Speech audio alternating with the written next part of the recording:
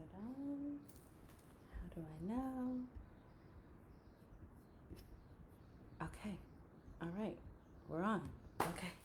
Hi, everyone. I hope everyone is well and staying safe and all that other good stuff. Today, we're going to do an exercise that is inspired based off of a scene I saw in Michelle Obama's documentary on Netflix, Becoming. And she was sitting with a group of girls, and they were kind of etching out on a piece of paper based off of this prompt: what are your fears for college? So I don't really like the words fears. I want to think of it more like challenges. Um, but yeah, I just thought that was a great exercise because when I first got to school, I was lost. I was lost going, I was lost while I was there. So yeah, I just think it's a good idea to sit down with your kids or teens. You can do this by yourself or with your friends, and just kind of think of what it is that's worrying you right now for school. So first of all, before we get into all that, congratulations to the class of 2020. The ones that I haven't been able to see because we've been closed, I just want you to know that I'm so proud of you. I miss you. And I just know you're going to do awesome things. And I hope that you come by and visit us and tell us all the wonderful things that you're going to do in the world. So, yeah. All right. So, let's get started. So, how I began this process was, it's been a little while now since I've been in college. So, I said, let me go ahead and ask some rising college freshmen. And so I started and I asked a few of you guys that I know. And I'll start with Adia. Adia is going to LSU and she's studying psychology. And one of her fears for college is not being able to pay tuition. And I think that's one of a big fear that most people have. How are you going to pay for this? College is a big bill. Some parents begin saving all your life for it, and then others, you're just out there trying to figure out how you're going to take care of it. So the first place that I thought we could start is the FAFSA. Okay, this works better for me. So the FAFSA. Okay, so the FAFSA is the free application for student aid. And you might have heard of it. I'm sure you have. It's important whether you think that you qualify for federal aid or not to fill it out, because there are different types of loans, grants, scholarships, different opportunities that fall under the FAFSA. So the first that we'll cover is grants and scholarships. So if you are eligible, there are scholarships that are merit-based and financial-based. Merit-based, or grants and scholarships. Merit-based is based off of your academic skill, or maybe you have some sort of talent that's awesome that the school will find valuable, and they will give you money to come to their school. Well, the money that to come to their school. Financial is based off of need. So let's just go over the difference between what a grant and a scholarship is. So grants are free money, basically, as long as you continue through the program, and that you meet the requirements of the program. For example, the Teach grant might ask that you give 3 years of service in like an underserved community. So as long as you meet that post-graduation, you don't have to pay it back, and that's awesome. There's also grants from outside private sources, like I believe Bill and Melinda Gates have a foundation, and they really give a great deal of money to students that are like focusing on global development. I know they're big on tackling the HIV/AIDS pandemic. So if a student feels that this grant is something that they want to pursue and that's in their career path, that might be something for you. Scholarships are also free money. that can be based off of merit or academic need, and you don't have to worry about paying back. And again, these can come from like private organizations or religious organizations. So sometimes scholarships don't cover all of your school needs, but you can get different scholarships from different places. And when you're in college, any funds that you get from anywhere are going to be valuable and they're going to add up. So I would suggest researching those and finding what would fit for you, what you can apply for, and try to get that money. It's more than worth it. You can look into sororities, local sororities and fraternities, and seeing what their chapters offer. Maybe your church or mosque, maybe they have some sort of program. So I think that's really important to look into. There's a lot of scholarships for women as well as people of color. So I think it's important to take advantage of that money that's out there. And now we are going to, oh, I almost forgot. Work study. If you want to have money, a little pocket change, make money. When you apply through FAFSA, the school will award you with like a part-time job. It can be on campus or off campus. Some schools have like off campus, I should say they have deals with private employers to give you that experience, but most jobs are typically on campus. And usually the ones that are outside of campus, they have to align with your career path, like your program of study. So that's work study. And also, if you don't want the cash, the money from work study can be applied to room and board or even tuition, things like that. So I mean, most people want the money, but yeah. And so I would say last, loans. Loans. Everyone that hears that word generally feels like you want to stay away from them as much as you can. Again, when you apply through FAFSA, you'll be getting a federal loan from the Department of Education. So what that means is the interest rate. So let me go back. So with federal loans versus private loans, you'll usually have a lower interest rate. So we'll start with federal loans first. So the Department of Education, when you are on a subsidized loan, which is based off of your financial status, your what is it, student ability report? Mm-hmm. Yeah, thank you. That is usually money that they pay the interest during the time you're in school. And then when you get out of school, you have 6 months where they'll also pay the interest on that. And then if there's ever a time where you would go into deferment, which means like you're not working or something in life is not allowing you to be able to pay your loans, they would pay the interest on that too. So unsubsidized loans are not based off of financial need. It's just financial ability. It's basically anyone who, to be honest, everyone doesn't have $5,000, $6,000, $30,000 on hand. So if you just need this loan, they will grant it to you. But with that, they do not pay the interest. So you will be paying interest while you're in school. And for the teens watching, I understand this is really big, confusing language. It really is. And I think it's important. One of the things that you do when you sign up for the FAFSA is an entrance exam before you go in. Your FAFSA, I never filled out the FAFSA, so I can't find the words right now. Quincy, what is it called when you have is it a FAFSA advisor? You could just your financial advisor. Your financial advisor, boom, there. Sorry.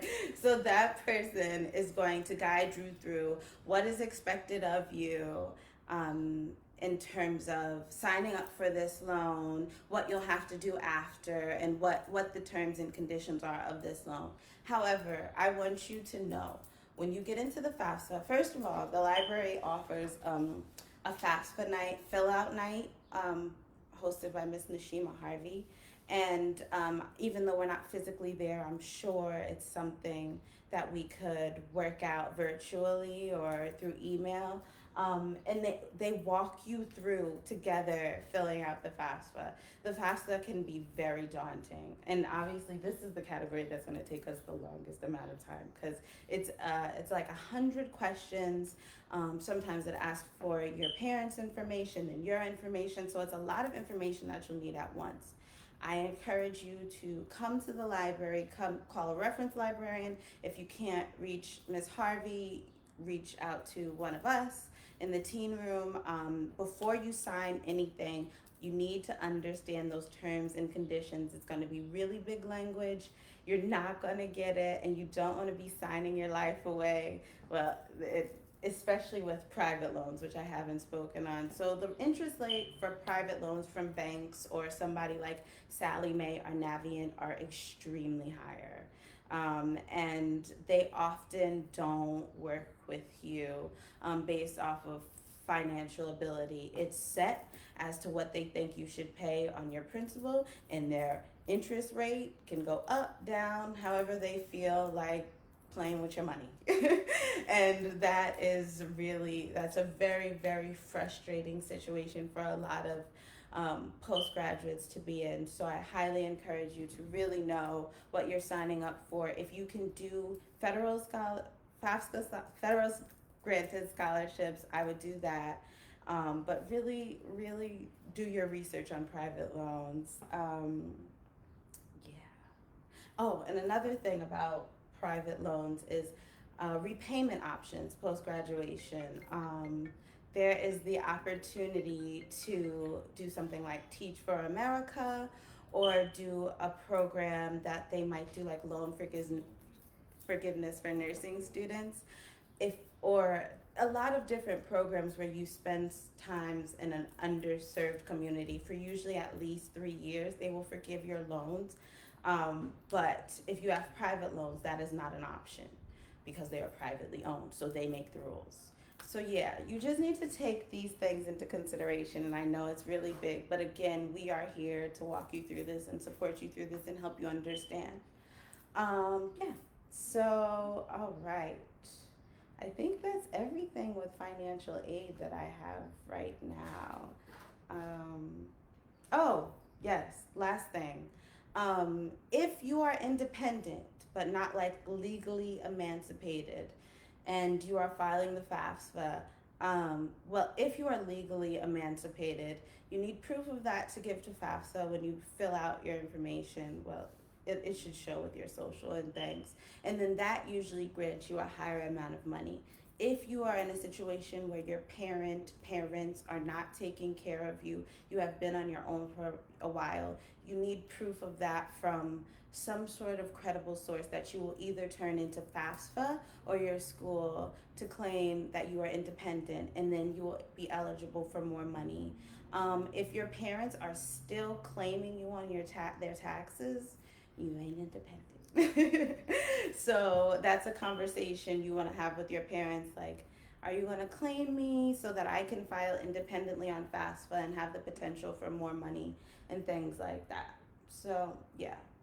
Oh yeah, I think that's everything I've got for financial aid. So yeah. The next question that I got a lot of was about time management. Tyrell said, my fears are a lot of work and not being able to do it all. He's going to the Naval Academy and he's studying business management. And then Ryan said, being overlooked and not being able to manage my time well. He's going to UVA Weiss, studying software engineering. And X Anonymous said, unfocused on what I need to get done, going to VCU for sports medicine. So yeah, just a lot of fears about not being able to get the work done. And this is what you were admitted for. This is what you're going to college for, to do work. It's not going to be a joke. You've been preparing for this for really all your life. And one of my favorite quotes from Nelson Mandela is, "It seems impossible until it's done." So, yeah, it feels like really intimidating. College can feel very overwhelming and like big. But once you get into the groove and once you get into it, you'll be fine. So the first thing, I made it a category, but it's also a bullet: time management. That is so important during college. Like, obviously, you will be you'll be dealing with a new social life. You'll be on your own. It's not the same like 8 to 3 schedule. So you need to make sure that you're managing your time in productive ways so that you can party, you can hang out, but your work has to get done. That is not a joke. I am so serious about that. You need to pretend like whoever is in your ear telling you to get your work done is there, and you need to be that for yourself and get your work done. The good thing about college is you have the choice of creating your own schedule. So if you know that mornings aren't your thing, start your classes at 1. There you go. So you have more time to wake up, and then if you feel like you're more productive in the morning, do 8 a.m. classes. Although I signed up for an 8 a.m. class and I was always the only one leaving my dorm at that time. So I think, just do what works for you. Um, and in terms of completing your work, I say take advantage of office hours. And that's a whole another conversation in itself. So office hours are the time that your professor has allotted for students to come in by themselves and maybe do one-on-one, some review, ask questions, look over a paper, anything that you might have. Take advantage of this time. I can't stress it enough. Take advantage of their time. It is important to create relations with your professor. Why? You may want to go to grad school and then you'll have someone to write a recommendation for you. And it's always good to build your network. Right now, you are creating your world. You really are. And these people are going to influence what it is that you are doing moving forward. So create those relationships with professors, but take advantage of the office hours and get the help you need. Okay? And also, I've noticed if you spend a little time with professors, that C plus B minus might be a B minus. Okay. So next, keeping track of your credits. High school is different in the sense that you probably have an advisor that is on top of you telling you, you've got to pass this, you've got to pass that. College is different. You will have an academic advisor, which we'll touch on here, but sometimes, in my experience, they've got hundreds of other students and their focus is not necessarily on you, and they might give you the long route of getting things done. And that doesn't necessarily have to be your experience, but you need to be like lead as your own academic advisor. So what I would say do is, in almost every office of any department, there's a list of requirements for your degree program. You take that list, you keep that list with you, take as many copies as you need, and as you are completing your coursework, check it off, count your credits up, keep track of what it is that you need to do so that you can be on, as my mother put it, a 4-year plan. Now, I don't agree with that. If it's going to take you longer, let it take longer. But you want to do what you need to do to obviously graduate. So you want to keep track of that and make sure you're not wasting time taking classes you don't need, doing things you don't need. So yeah, you need to get on that. Pay attention to that. And then also visit your academic advisor. I think, again, like I said, it's important to be in these people's faces. Your professors, your advisors, tutors, it's important to put your face in their face. That's another thing my mother says. You want people to know you. You want them to know that you're serious about your academic journey, about your collegiate journey, and learning from them, keeping track with them, making sure that you're doing the right things. Maybe they can share internship opportunities with you. Maybe they can share scholarship opportunities with you, job opportunities post graduation and while you're in school. So make these connections with your academic advisor. I think that is very important.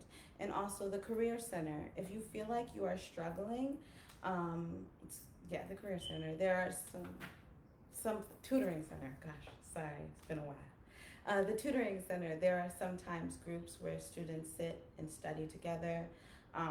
There are student tutors, there are tutors that the school has available to you, resources that the school has available to you, for you. Take advantage of these things. Don't just let them sit, don't just go to class and come back. Use them. You're paying a lot of money to be here and you want to be successful. When you fail a course, you still have to pay for it. And that is annoying. Well, I've never been in that position, but I can imagine it is annoying. So I highly encourage you to take advantage of all the help that is offered, especially if it's free. All right. And the next thing we have is fitting in. So one of my students said that his name's Kalichi, that's my baby, and he's going to PACE and he's studying business economics. And he said he's afraid of being lonely. And I think you heard earlier where the young man said that he's worried about being overlooked. Now, both Kalichi and Ryan are athletes. So I think when he was talking about being overlooked, he meant in terms of sports. But I think that's applicable in like just college life in general.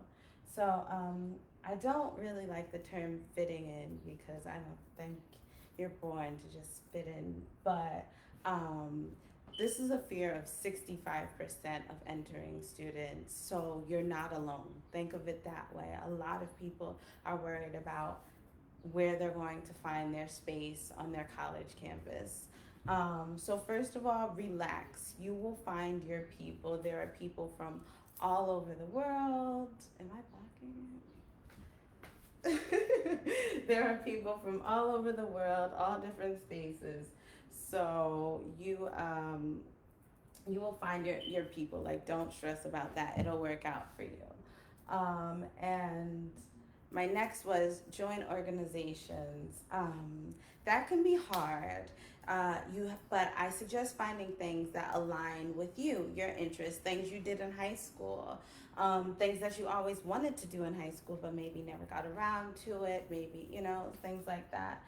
It's very important to get out there and make those connections with upperclassmen and, just people on your campus. Get out, go. It's very important. It sounds very cliche and like I'm saying these things to you, but it was not easy for me to do any of this. But you have to remember this point. You are here, again, creating your world. It is important that you explore new things and new opportunities. One of my biggest life regrets truly is I never tried out to be a majorette. And I wish that I had that experience in my life.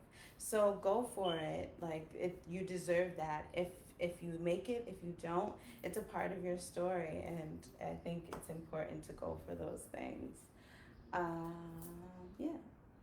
So yeah, and then another thing that I would express to you, if you can't find things on campus, we all get sick of our campus at some point. At some point, you want to just be away from those people, the building, all those things. I would encourage to find things outside of campus. You are going to be in a new town, a new city. Find something, that you think might appeal to you, that you can involve yourself in. I love being around children. I love children. And when I was in school, there wasn't really anything that I could do community service wise with children. So I found a church and I was just like, hey, like, do you need someone every now and then to like pop in? And then it turned out that they like actually needed a Spanish teacher for their kindergarten students. So I just went like twice a week and I was volunteering my time teaching very basic Spanish to like kindergarten kids. And it was awesome for me. It was refreshing for me. It was time away from my campus and something that I was doing for myself. So yeah. All right. And the last, selecting a major. So Oh, my hair rubbed it off. None of them wrote about this, but I did see someone wrote probably business management. Selecting a major is not, it's not a simple choice. According to this survey from UCLA, almost 20% of kids change their major by the end of the first year. So the first thing I want to encourage to you is take your time in selecting a major. Again, this is a lot of money. You do not want to waste it. Take your time. You have at least a year and a half before you really need to like buckle down and say, this is what my major is. And you if you do decide after the year and a half, like, hey, I still don't really know, I would suggest that you maybe take a semester off, take a little break, explore some other things, and, come back if that's what you want to do. If you want to get your degree, go for it. But if you need some time to figure out what it's going to be, that's okay to do. So my first point was embrace the uncertainty. I started as a marine biology major. And the only reason I selected that major is because I was super like, save the animals, global warming is coming for us at the time. But then I got there and I was like, I am not a scientist, I am not a biologist, what am I doing? So that was part of my journey. And then I briefly switched to a nursing major, ended up with a PR degree, and now I am back in school again working on a second bachelor's for nursing. So that's my journey. But part of it was I was making a rush decision. I wanted to get done. I didn't embrace the uncertainty. I wasn't taking my time. So just take time to explore what it is that you might want to make out of your whole life. This will be your career, whatever it is. And what was my point with that? Oh, yes. So use classes and experiences from upperclassmen and the people around you. Sometimes you'll meet people and you're like, I didn't even know that was a major. And maybe that's something I'm interested in. Maybe that's something I'm good at. You're going to be meeting new people. You're going to be taking new classes, learning about new things. Pay attention to those things that spark something in you, that pique your curiosity, and think, how can I make a career out of this? And this is a very big question, but what career path is right for me? So I'm going to put it with this question. Does this align with my passions? I think everything we do in life should be fueled by passion, especially like anything that you're going to be giving your whole life working towards. So you have to think about those things. Do I enjoy caring for people? Do I want to make a difference in the world? Do I want to be on radio? Do I want to do damage control? Do I want to teach children? Do I want to be a trainer? Like all of these things. You have to explore these different opportunities in your mind and figure out what you can spend the rest of your life, and that sounds big, making money off of. So yeah, I would encourage going to the Career Center. They have these aptitude tests, which might tell you what would be the best route for you to take. And granted, this is just technology, but sometimes it will pique some sort of interest in you on what it is that you might want to do. But really, I encourage you to take the time and explore in yourself and think what long-term it is that you want to see for your life. How will it change the world? Is it employable? That is important. Like, is it employable? Meaning, am I going to get a job from it? And you should research these things. You should research if your college has a good program of study, like if their nursing program is good, if their early childhood program is good. So yeah, these things are very important.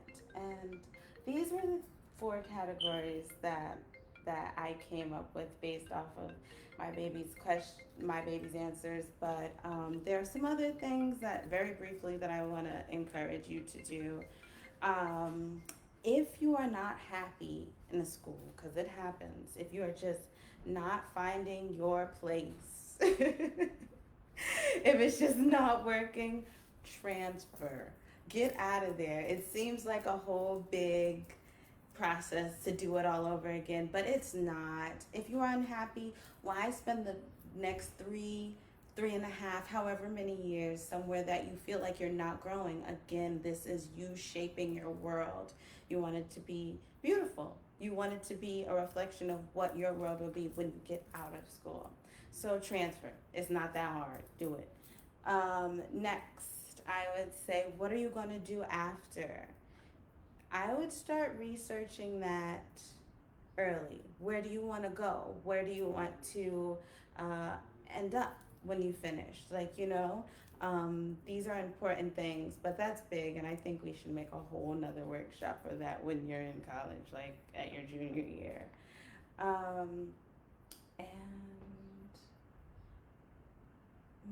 Oh, food. Someone said something to me about food. You're just gonna have to make the best of that and get creative because food is often trash in school.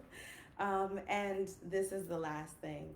If you are struggling to do all of these, literally all of these, in your brain to get all of these to tackle this, I would suggest, oh my God, making use of the counseling center. So the counseling center provides tutors and things like that to help you with your mental health while in school. Sometimes you might be homesick, you might be depressed, and it is important that you get the help you need. It's a free resource. Some schools can even send you to outside sources if they feel like they're not able to help you. See someone, get the help you need if you feel like you're not able to get out of a rut, a funk in college. Because if your brain's not right, you will not be able to do any of these. You will not be able to complete your FAFSA. You can't manage your time. You won't make friends. You won't fit in, whatever. And you won't be able to focus on your major. So, that's everything. In compiling this web, I realized that there's a lot of information, and I'm thinking about making a list of all of these resources and information and emailing it out to you. So if you'd like that, you can leave your email in the comments. And that's all I have. I hope you all stay well. Thank you everyone who answered my call and responded to what your fear is. So again, class of 2020, I'm very proud of all of you. And I miss you, and I hope to see everyone soon at the NPL. I think we're getting there. All right, take care. Bye.